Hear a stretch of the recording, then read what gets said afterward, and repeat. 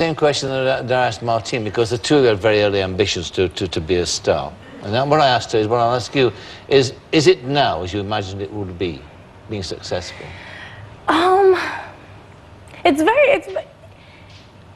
I didn't think of it more. I think when you're young, and Martine may have the same kind of sentiments, when you're young and you just want to sing, you just want to act, you just want to dance, and then like the celebrity is something that comes along with that, and the demands, you don't think of those you don't think of the negatives, you know, when you start out. You just think you have this dream of doing, you know, what you love to do, what's inside of you, and then... And when you want to do it, when you're tired, you don't have to do it, when you're a kid, you know.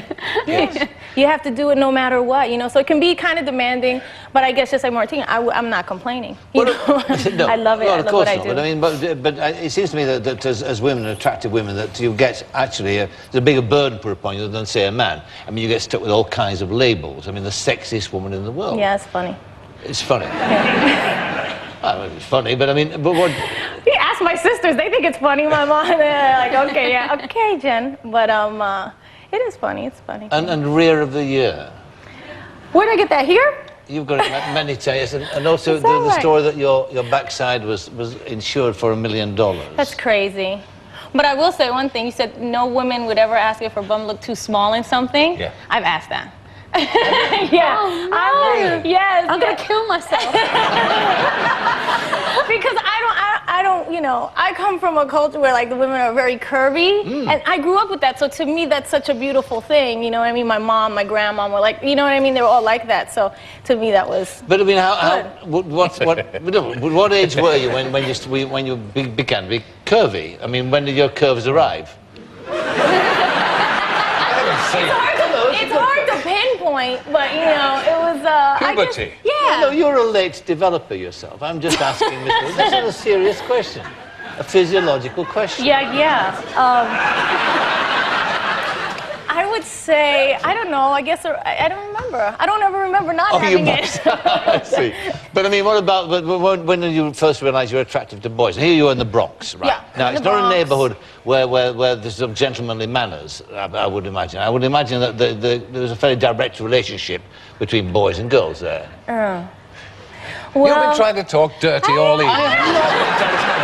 In what way? No, do you mean where it's like more like street, urban kind of neighborhood? Is that what you mean? Yeah, and then where the guys were like kind of tough, gangy, like. And also the reaction to beautiful women as well, girls like you. I mean. Yeah, there was, you know, it was. I can tell you this, there was a time when I was younger where it was more uncomfortable, and then when I got older, you know, I kind of owned it. You know what I mean? Became more confident with who I was and very secure, so it didn't bother me. But there was a vocal type of appreciation as you walk down the street sometimes when you were younger. It was uncomfortable. You're a jolly lovely girl. Did they say things like that? Not quite phrased in that way, you know, because it was America. Those were the sentiments. Yeah. All right, now let's talk about this career of yours. So there you are then in this film soon, and then it all sort of starts happening to you, and all the celebrity as well. What about that episode in your life with the rapper Puff Daddy? Yes. Where you were arrested and oh God. Yeah. I mean, they made the headlines here. Yes. It's all part of this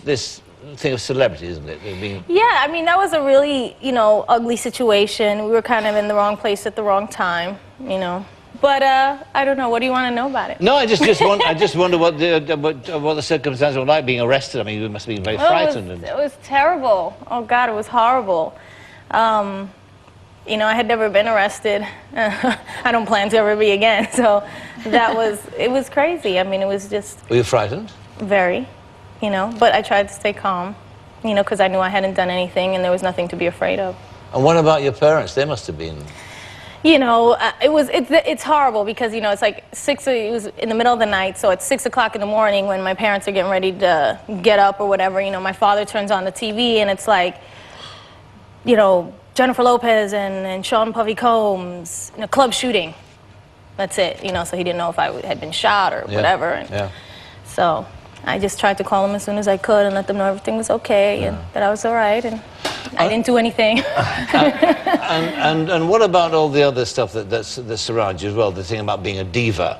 Yeah. You know, about going into a place and ordering. Well, it was said, let's talk about the arrest first of all. I mean, there was a marvelous story which said that when you were arrested by the police that you insisted on having a nail file and some cuticle cream. That's so crazy. I know. Oh God, no, that was not true. And as far as all the other, well, what do you want to know about the diva thing? No, It's there's all the story that builds up around you, about wherever you go, that there's 60 people in the entourage and that you demand certain things, sheets of a certain caliber and Muslim and white furniture and all that sort of thing. Well, it's okay if you do, but it's different when you don't and they say, what I mean? It's kind of bothersome in a way. But is this part of the image that's built up around you, or is it invented? So. Or I think it's because of, I don't know, because I like a bit of the glamour, and I like, to dress a certain way, and, so people want to attach something to that, I don't know, I work very hard. I have a lot of people who work with me. I couldn't do this all by myself. I just couldn't, and I appreciate all the help that I pay for. How difficult...